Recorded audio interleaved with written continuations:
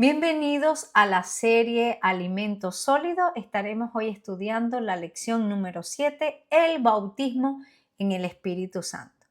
Vamos a leer nuestra declaración de fe que dice así: creemos en el revestimiento, en el poder del Espíritu Santo como promesa para cada creyente. Y sí, creemos que cada creyente tiene el privilegio de experimentar el bautismo en el Espíritu Santo. Creemos que es una promesa de Dios para cada uno de sus hijos. Vamos a orar y así ponemos nuestra mente y nuestro corazón en la presencia de Dios. Padre, en el nombre de Jesús, quiero darte gracias por este tiempo y nos ponemos en tus manos para que seas tú hablándonos, ministrándonos y sobre todo que hoy podamos experimentar la presencia, la promesa del Espíritu Santo, ese revestimiento de poder. En el nombre de Jesús, amén. Muy bien, imagínate que te regalan un coche de último modelo, lleno de tecnología y con un motor potente. Lo recibes con alegría, agradeces el regalo, pero lo dejas en tu garaje guardado, no decides usarlo y lo dejas allí. Sería una locura, ¿verdad? Pues algo así es lo que ocurre con los creyentes. Aceptamos a Jesús, nos convertimos en hijos de Dios, tenemos ahora una relación personal con Dios, pero no experimentamos la promesa del Espíritu Santo. No somos revestidos de poder. Ese coche que tienes allí en el garaje, que te regalaron de forma hipotética, necesita combustible para que puedas utilizarlo. Es tuyo, está allí, pero necesita combustible. Necesitas usarlo, necesitas encenderlo para que puedas disfrutar realmente de ese regalo. Cuando como creyente recibimos el bautismo en el Espíritu Santo, entonces estamos totalmente sumergidos en la vida del Espíritu y podemos servir a Dios de una forma contundente, de una forma valiente y de una forma eficaz.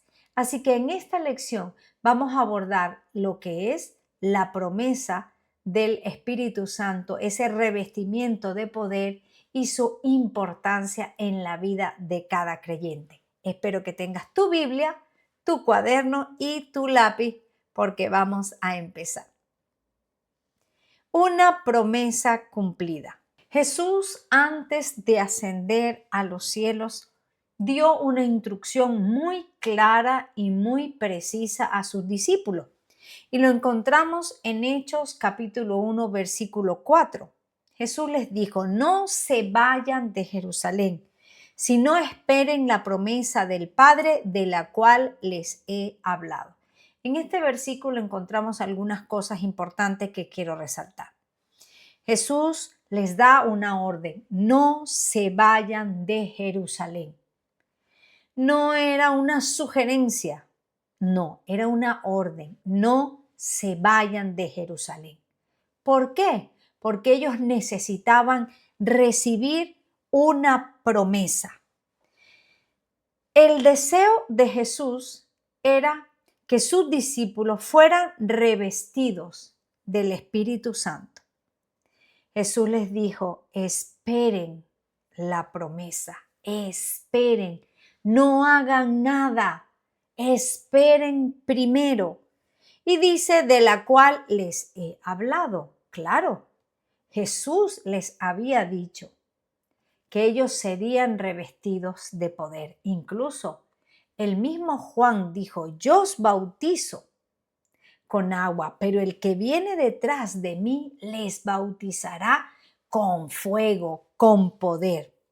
Así que esa promesa estaba latente. Ya llegaba el momento de que los discípulos pudiesen experimentar esa promesa que el Padre había hecho. Y pues llegó el día, los discípulos fueron obedientes.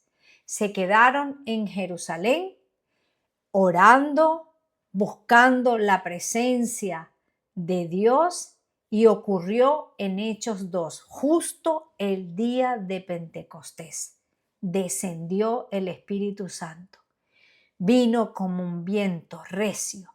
Fueron repartidas lenguas como de fuego y empezaron a hablar en otros idiomas, contando las maravillas de lo que Dios había hecho. La promesa se cumplió. Llegó el Espíritu Santo y todos los discípulos pudieron ser revestidos de ese poder. Por eso encontramos en Hechos capítulo 2 a un Pedro totalmente diferente. En los evangelios encontramos a un Pedro que negó al Señor 3 veces, a un Pedro lleno de temor, a un Pedro que no quiso reconocer a su Señor. Incluso volvió a la pesca. Vemos a un Pedro que, lleno de tristeza, decidió volver a su vida antigua. Pero, ¿qué pasa en Hechos 2? Ahora vemos un Pedro totalmente diferente. ¿Qué ocurrió realmente? Hombre, fue que realizó algún curso. ¿Será que tomó algo? No, no. ¿Sabes qué ocurrió en Pedro?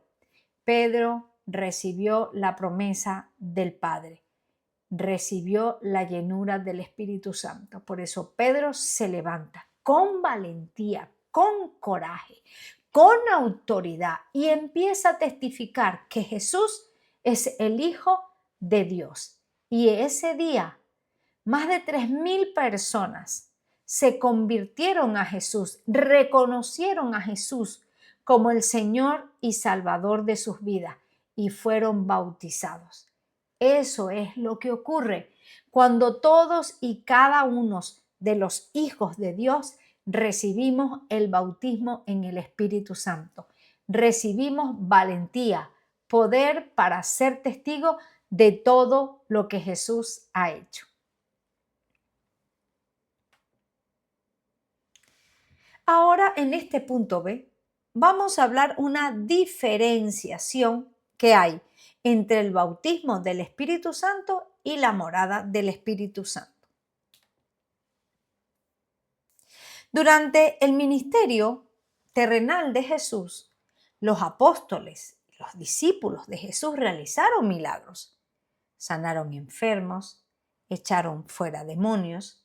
En Juan 14, 17 dice que el Espíritu Santo vivía con ellos.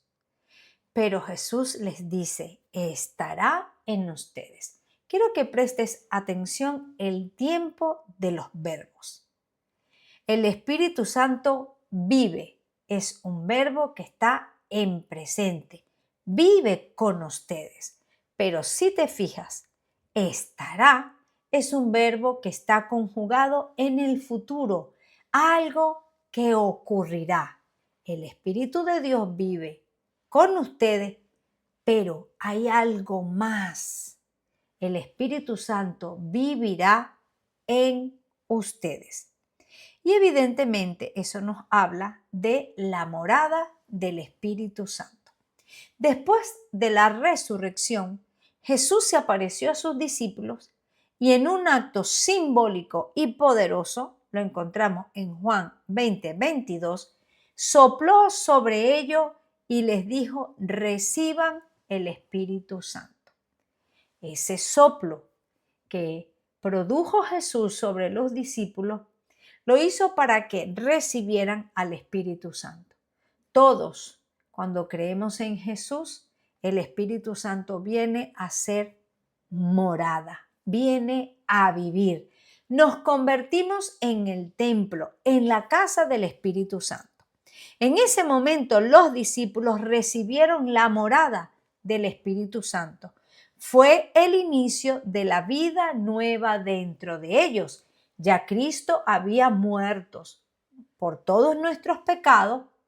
Ahora llegaba la gracia. Ahora iban a experimentar algo nuevo, que era la morada del Espíritu Santo.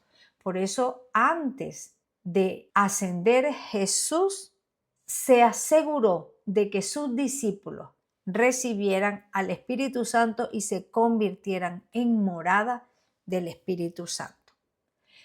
Pero si la morada del Espíritu Santo es suficiente, ¿por qué Jesús en Lucas 24:49 dice: ahora voy a enviarles lo que ha prometido mi Padre? Pero ustedes quédense en la ciudad hasta que sean revestidos del poder de lo alto. ¿Por qué Jesús habla de un revestimiento de poder? ¿Por qué? Porque la morada del Espíritu Santo es una cosa y el bautismo en el Espíritu Santo es otra cosa. Son dos dimensiones que se vive en el Espíritu Santo que se complementan.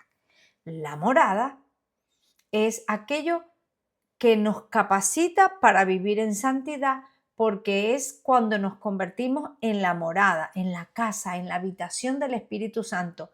Y esto ocurre cuando creemos en Jesús. Pero lo que Jesús menciona en Lucas 24:49 es otra cosa. Jesús está hablando de la promesa del Padre, del revestimiento de poder. Y eso es lo que llamamos bautismo en el Espíritu Santo.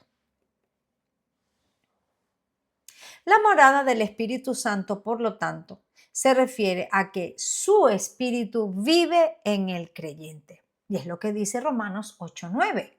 Si alguno no tiene el Espíritu de Cristo, no es de Cristo. ¿Qué tal si cambiamos en positivo esa frase? Si alguno tiene el Espíritu de Cristo, es de Cristo. Por lo tanto, todo aquel que ha aceptado a Jesús como su Señor y Salvador ha nacido de nuevo. Por lo tanto, el Espíritu Santo viene a ser morada dentro de él.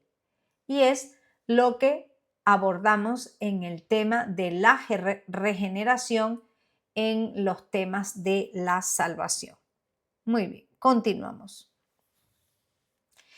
El bautismo en el Espíritu Santo, su propósito principal es empoderarnos para ser testigos fieles y valientes de Jesucristo en el mundo. Por eso Jesús le llamó revestimiento de poder. Hechos 1:8. Pero cuando venga el Espíritu Santo sobre ustedes, recibirán poder y serán testigos. Esta cita nos habla de una forma clara y contundente el propósito del bautismo en el Espíritu Santo. Es para recibir poder y este poder nos cualifica para ser testigos. En cambio, la morada del Espíritu Santo es cuando el Espíritu Santo llega a morar en nosotros, lo cual da testimonio de que somos hijos de Dios.